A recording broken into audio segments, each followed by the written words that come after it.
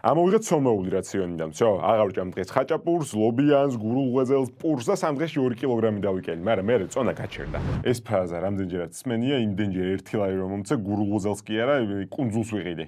და ეს არის ერთ-ერთი ყველაზე დიდი ტყუილი ჯანსაღი კვების გზაზე. დღეს როგორც პერსონალიზებული ნუტრიციოლოგიის მაგისტრი მოგიყვები, რატომ არის ცომეულის ამოღება ზარმაცი, უეფექტო და არასაჭირო შეზღუდვა ჯანსაღი კვების გზაზე და მაშინ როცა შენ გონია რომ ნახერწლები და გლუტენი გასუქებს, განახებ რა არის დაფარული მტრები, რომელიც ცომეულში შეიძლება იმალებოდეს, რომელსაც შენ ვერ ხედავ. კაი, დავიწყოთ იქიდან რატო ატარებს ყველა ღირსების ორდენივით პურის ამოღებას ჯანსაღი კვების გზაზე.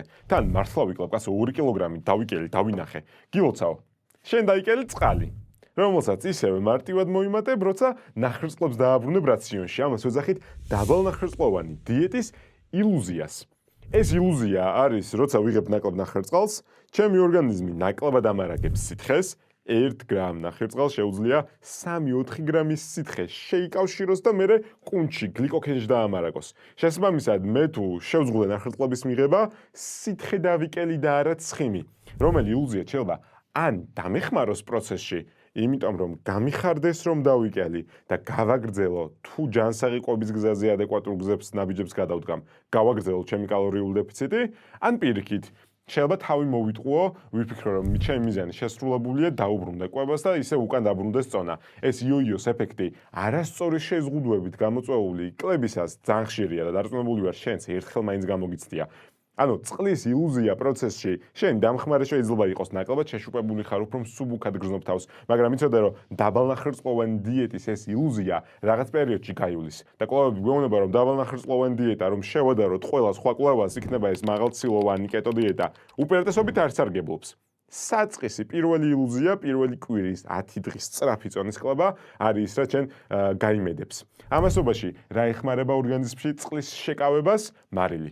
შენ თუ ცომეული ამოიღე და არ ელოდები, მაგრამ ცომეულში საკმაოდ ბევრი მარილი შეიძლება დაგხვდეს, დაბალნახერწლოვან უმარილო დიეტაზე სითხის გამოდევნა, ჩაიჩუტები, შესაბამისად, სასწორი ძალიკლებზე შენს გაგიხარდება.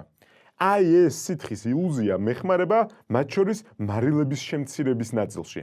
მაშინ როცა ცომეულში მე არ ველი რომ მარილია და ეხა მიდევს გურული ღვეზელი წინ, რომელიც ჩვეულებრივ ხაჭაპურზე ბევრად უფრო მაღალკალორიულია, 100 გრამზე თუ ჩვეულებრივი იმერული მომცემდა 220-240 კალორიას, გურული ღვეზელი მომცემს 300-320 კალორიას და ეხლა რა გურული ღვეზელიც მიდევს წინ შეიძლება იყოს დაახლოებით 800-900 კალორიის ოდენობა, თლიან გურულ ღვეზელში შეიძლება ვნახოს 3.2 გრამი მარილი. რაც ნიშნავს, რომ ჩემი დღიური ლიმიტის ნახევარზე მეტი მივიღე. 5 გრამს არ უნდა გადაცდეს დასრული ადამიანის მარილის მოხმარება დღეში. ჩემი ერთი კვებით თუ შეივსო მარილის ოდენობა, ამას წნელი მიუვდა გვერდზე, ცოტა ტკბილის სასმელიც დავაყოლე. მეორე დღეს ვიღვიძებ კილოგრამ ნახევარი მეტი სასწორზე და მგონია რომ წონა მოვიმატე. მაშინ როცა სითხე შემიკავდა და თუ ეს ყველაფერი ამოვიღე, კილოგრამ ნახევარმა დაიკლო სასწორიდან პირველ რამდენიმე დღეში და მიხარია. ანუ სითხის ილუზიამ არ უნდა მოგატყუოს ჯანსაღი კვების გზაზე. დაბალნახერწლოვან დიეტას მოწინავეს ჯანდაცვის ორგანიზაციები აღარ ეთანხმებიან. ვიძახით რომ მაშინ როცა ნახერწლების რაოდენობას კი არა აქვს მნიშვნელობა, თუ ადეკვატურად იღებ, მნიშვნელობა აქვს მის სახეს. ცომეულს არ საკლია, ეს არის ბოჭკო. ანუ ისეთი ნახერწლის სახე, რომელიც გჭირდება და შენ მარტივად შეგიძლია ეს გურული ღვეზელი გაჭრა სამად თლიანი არ ჭამო და ქართული ჯანსაღი თეფშის პრინციპი შექმნა ჩემთან ერთად. სადაც თეფშის მეოთხედი ეკავება ცომეულს, თეფშის ნახევარი ეკავება ბოსტნეულს ბოჭკოსთვის და თეფშის მეოთხედი ეკავება რომელიმე ცილის წყაროს ან თუნდაც ხილს, ეკავება ჯანსაღ ცხიმებს. მაშინ როცა ჩემი ცომეული ცხიმებითაც არ ჩამოუვარდება ბევრ ცხიმიან საკვებს შემცველობით, იცოდა რომ ცხიმის სახე, რომელიც აქ დამარაგებულია და ეს არის მეორე დაფარული პრობლემა მარილთან ერთად, ეს არის ზოგჯერ ტრანსცხიმი.